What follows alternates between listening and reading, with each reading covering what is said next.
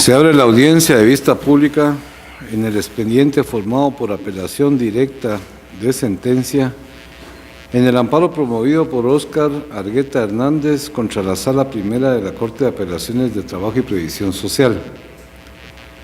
El secretario general dará lectura a la parte conducente de las consideraciones, la parte resolutiva del fallo apelado y efectuará las advertencias reglamentarias de esta audiencia.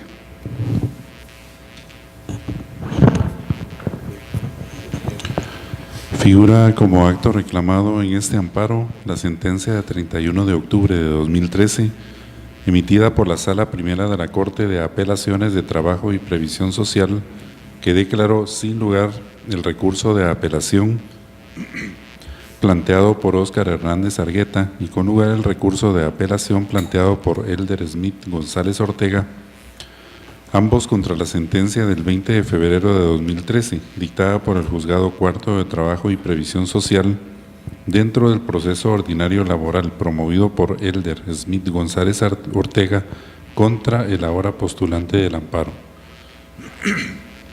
La Corte Suprema de Justicia, Cámara de Amparo y Antejuicio, en su sentencia de primer grado fechada el 3 de noviembre de 2014, consideró: para el caso que ahora se resuelve, la autoridad impugnada al realizar las actividades contenidas en el artículo 203 de la Constitución Política de la República de Guatemala, tales como la potestad de juzgar y promover la ejecución de lo juzgado. En conclusión, no se evidencia que con la emisión del acto reclamado se hayan vulnerado el derecho de defensa y los principios de debido proceso, debida tutela judicial efectiva, seguridad y certeza jurídica, y legalidad del solicitante del amparo, ya que el postulante tuvo la oportunidad e hizo valer los medios de defensa que permite la ley, no pudiendo ni debiendo estimarse que el hecho de que lo resuelto haya sido contrario a su pretensión sea causa suficiente para la procedencia del amparo. Por ello, entrar a conocer el fondo del asunto, como se solicita, implicaría sustituir a la autoridad impugnada en el ámbito de su competencia, interviniendo en las funciones que corresponden con exclusividad a la justicia ordinaria y no a un tribunal de orden constitucional, siendo que el amparo no puede ni debe convertirse en una instancia revisora de lo resuelto, razón por la cual el mismo deberá denegarse al hacerse los demás pronunciamientos de ley. Ante la jurisprudencia existente respecto a la notoria improcedencia del amparo, cuando, como en el presente caso, se plantea como instancia revisora, se hace obligatoria la condena de costas al postulante del amparo y la imposición de la respectiva multa al abogado patrocinante. Con ese fundamento, el Tribunal de Primer Grado resolvió deniega el amparo solicitado por Óscar Argueta Hernández contra la Sala Primera de la Corte de Apelaciones de Trabajo y Previsión Social, condena en costas al postulante e impone multa de 1,000 quetzales al abogado patrocinante David Felipe Tzay Ávila, quien deberá hacerla efectiva en la tesorería de la Corte de Constitucionalidad dentro de los 5 días siguientes a partir de estar firme este fallo, cuyo cobro, en caso de incumplimiento, se hará por la vía legal correspondiente.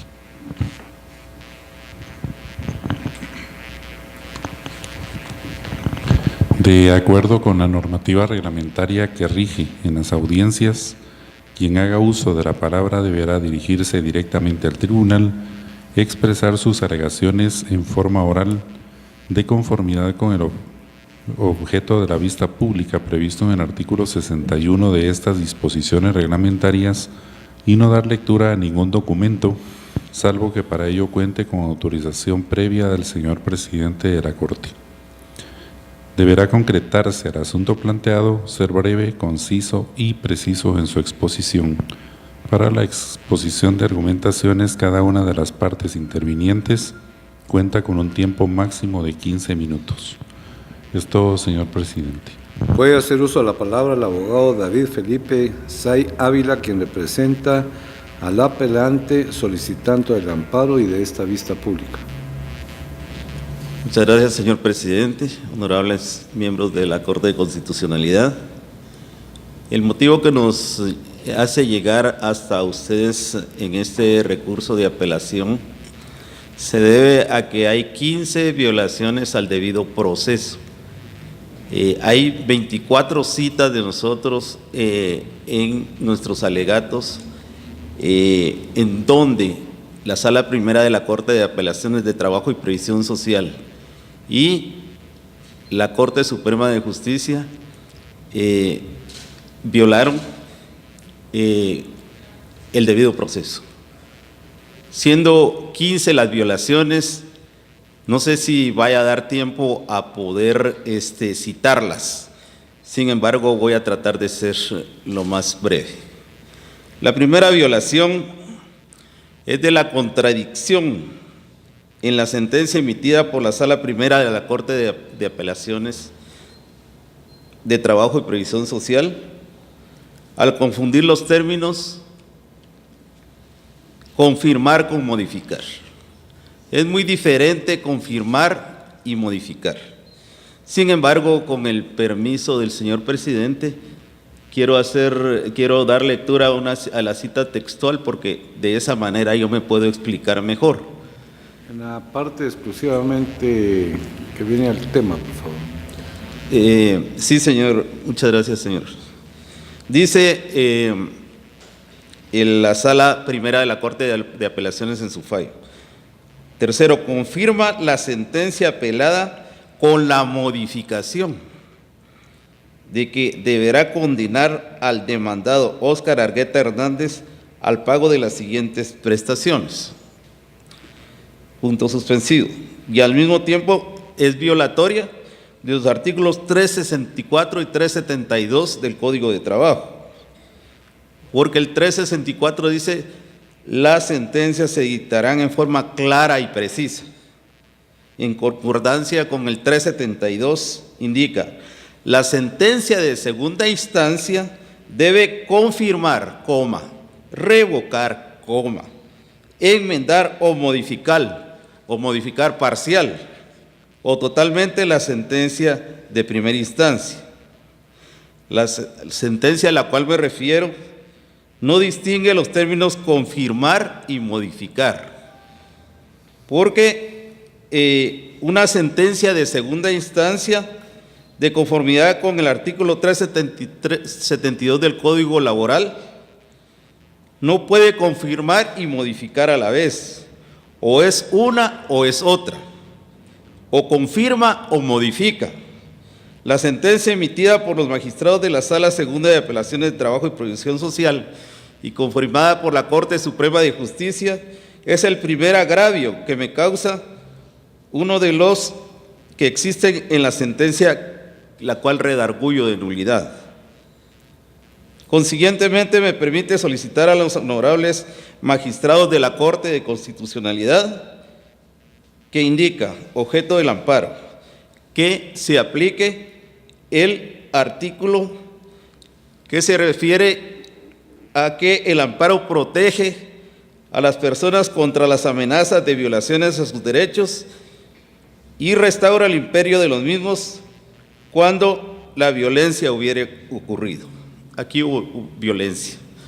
No puede una sala, como ya explicaba, modificar, confirmar y modificar. Confirma la sentencia, pero la modifica en contra de mi cliente. De la nulidad en la sentencia emitida. Resulta, señores honorables magistrados, que a mí, patrocinado, se le sentenció con un nombre distinto al que es de él. Él se llama Óscar Argueta Hernández y la sentencia dice: declara sin lugar el recurso de apelación por parte del señor Óscar Hernández Argueta. Es otra persona indudablemente, y eso me permite redarguir de nulidad. Y la sentencia, por lo consiguiente, es nula. El alegato del día para la vista es un tercer agravio, no fue conocido por la Sala Primera de la Corte de Apelaciones de Trabajo y Previsión Social. Queda evidenciado dentro de los folios del proceso, los autos del proceso, que en ningún momento nosotros o mi cliente pidió que se confirmara o bien, mi cliente sí pidió confirmar el fallo de primera instancia y lo estamos pidiendo hoy mismo porque creemos que la señora jueza de primera instancia sí lo hizo apegada a derecho, porque ella conoció del proceso y sí sentimos que los señores magistrados de la Sala Primera no revisaron debidamente, no aplicaron una revisión correcta, ni siquiera pensamos que leyeron los folios del proceso y se concretaron a confirmar la sentencia.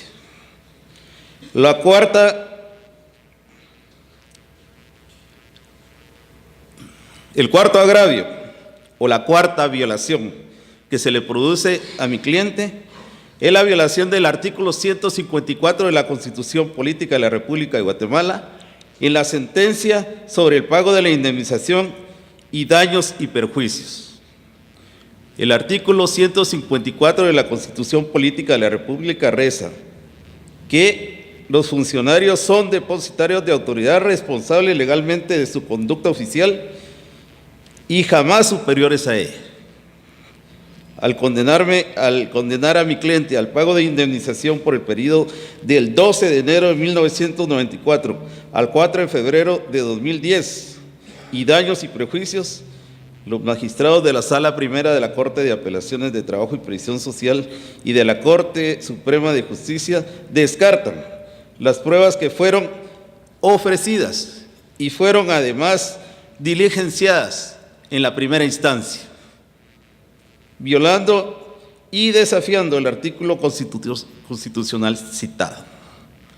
Recordamos precisamente que la señora jueza incluso le preguntó a mi cliente que dónde había conseguido esas pruebas. Y él le manifestó que había asistido a las empresas que ahorita voy a mencionar, las cuales le proporcionaron las fechas en que el demandante trabajó para otras empresas dentro de este lapso que se habla. Entonces, la quinta violación, no se le dio valor probatorio sobre la prueba de documentos, porque presentamos documentos que el demandante había trabajado para la empresa Traxa, primeramente para la empresa RES, constructora RES, en el periodo del 14 de enero de 2006 al 31 de diciembre del año 2006. No se le dio valor probatorio por la sala a esas pruebas. Las diligenciamos, las presentamos y la señora jueza de primera instancia sí les dio valor probatorio. Luego fue de la empresa Noviagro, donde trabajó el demandante del 7 de enero del año 2007 al 31 de diciembre de 2007. Las pruebas de trabajo del actor con Traxa, que es otra empresa donde él laboró y donde él trata de simular que trabajó continuamente con mi cliente, están en los autos del proceso, señores honorables magistrados. En el periodo trabajó para Traxa Sociedad Anónima en el periodo del 15 de octubre del año 2004 al 25 de mayo del año 2005. El sexto agravio de los daños y perjuicios. También, señores honorables magistrados, los magistrados de la Sala Primera de la Corte de Apelaciones de Trabajo y Previsión Social condenaron a mi cliente al pago de daños y perjuicios. Argumentan lo siguiente: porque lo solicitó el demandado en la audiencia de fecha 24 de agosto del año 2010. Dentro de las pruebas del proceso está el aviso a la Inspección General de Trabajo, donde se probó documentalmente que él abandonó el trabajo y no se le despidió. En ningún momento se le despidió. Concluyendo, aquí y en los otros casos citados anteriormente, es aplicable la doctrina legal de la Corte de Constitucionalidad, que indica la sentencia debidamente señalada de agraviante no fue razonada. Y así fue, no fue razonada, limitando el derecho de defensa de la parte demandada. El principio de contradicción, que nutre el derecho reconocido en el artículo 12 de la Constitución, que se refiere al debido proceso y al derecho de defensa, ha sido violado por los señores magistrados de la Sala Primera de Apelaciones de Trabajo y Previsión Social y por la Corte Suprema de Justicia. Otro agravio es la incomparecencia del demandante Elder Smith González Ortega en la audiencia de prueba de fecha 14 de mayo del año 2012. El señor demandante solicitó la prueba de expertos. Sin embargo, al darse cuenta que su mismo experto indicaba que la letra y los trazos grafonómicos sí pertenecían a él, ya no se presentó a la prueba en donde le correspondía al perito grafonómico que nosotros llevábamos. Y eso tampoco lo tomó en cuenta la Sala Primera de la Corte de Apelaciones.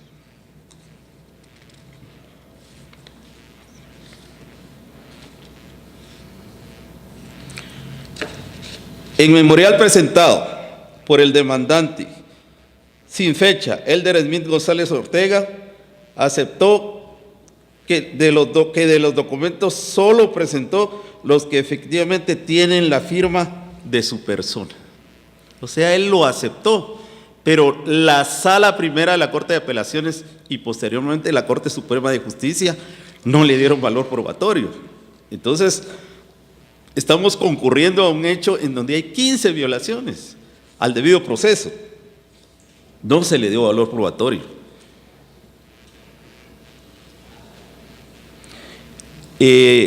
Como decía, no reconoció la incomparecencia, no la conoció y tampoco la conoció la Corte Suprema de Justicia. Conclusión. La Sala Primera en resolución de fecha 9 de diciembre del año 2010, dentro del apartado del considerando, resolvió la aclaración de la jueza cuarta al afirmar el juzgado tuvo por propuesto un médico forense cuando lo correcto era un experto en grafotecnia. Quisieron votar esa audiencia argumentando que era un perito en grafotecnia. Sin embargo, la jueza de trabajo de primera instancia lo resolvió correctamente y así fue como se dio. Una onceava violación. Tiene un minuto para concluir, abogado. Gracias, señor. Solo quisiera la aplicación errónea del artículo de la tergiversación del acta notarial y aviso a la Inspección General de Trabajo que no fue presentada.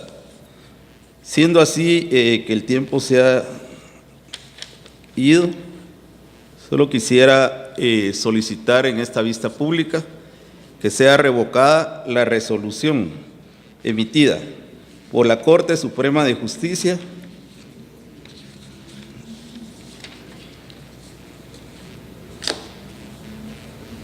en la sentencia emitida por la Corte Suprema de Justicia con fecha 3 de noviembre del año 2014. Muchas gracias, señor. Puede hacer uso de la palabra el tercero interesado en el amparo, Elder Smith González, a través de la abogada Lucrecia García de Guzmán. Muy buenos días. Esta representación, como tercera interesada, solicita al señor presidente, solo voy a hacer en cuanto a las fechas de las sentencias. me voy a hacer uso de ellos. Esta representación considera que la sentencia emitida por parte de la Corte Suprema de Justicia de fecha 3 de noviembre del año 2014 se encuentra ajustada a derecho, toda vez que se considera que el amparista solicita que se haga revisión del proceso ordinario, y en reiteradas ocasiones esta Corte ha manifestado que no se puede venir y hacer revisión de todo el proceso ordinario que se ha llevado. En consecuencia, considero que la sentencia emitida por parte de la Corte Suprema de Justicia se encuentra ajustada a derecho, toda vez de que se han llevado todas las etapas procesales correspondientes de conformidad con la ley. Él tuvo sus momentos procesales oportunos para poder haber hecho uso de los recursos ordinarios dentro tanto del juicio ordinario, más la apelación que hizo. En consecuencia, esta representación considera que dicho fallo está ajustado a derecho, en ningún momento se ha violado sus derechos constitucionales. En consecuencia, esta representación solicita que sea declarada sin lugar el amparo solicitado por él mismo. Muchas gracias. Se clausura la audiencia a vista pública.